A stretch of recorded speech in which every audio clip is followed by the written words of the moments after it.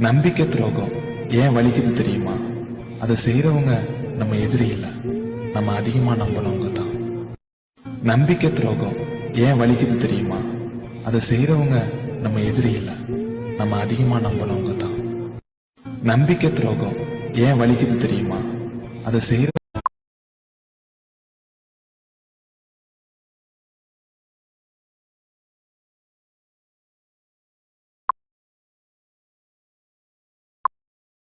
உன்னை விட ஒரு சொத்து சொகம் இந்த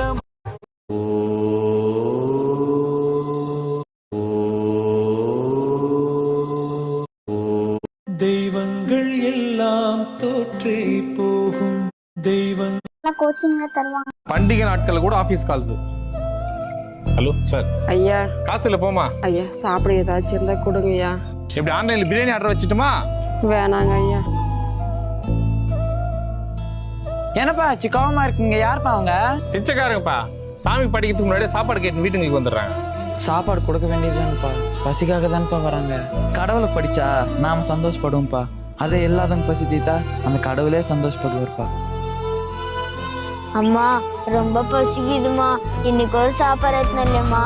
சாப்பாடு எங்கேயுமே கிடைக்கலம்மா. ஏமா நம்மளுக்கு சாப்பாடே கிடைக்க மாட்டேங்குது?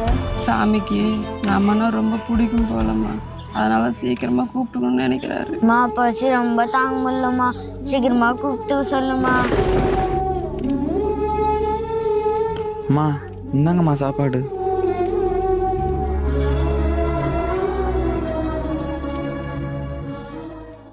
பண்டிகை நாட்கள் கூட ஆபீஸ் கால்ஸ்.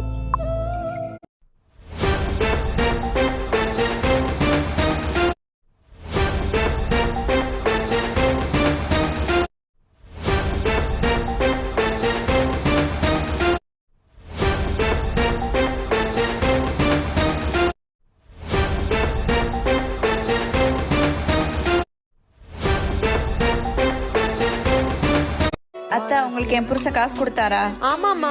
எவ்வளோ? 1000 ரூபா. 1000 ரூபாய் கொடுத்தாரா அவரை? ஏன் என் பையன் காசு கொடுத்து இவளுக்கு என்ன பிரச்சனை? அம்மா வீட்டுக்கு போயிட்டீங்களா? வந்துட்டம்பா. உன் காசு எனக்கு வேண்டாம், திருப்பி கொடுத்துறேன். ஏமா? பின்ன உன் பொண்டாட்டி அப்படி என்ன நடத்துறா? ஏய் எங்க அம்மா டீனா ரொம்ப பிடிக்கும், போய் போட்டு வாப்போ. ஏய் சொல்றத செய்யுமா போ. சரி போட்டு வரேன். அத்தை இந்தாங்க டீ.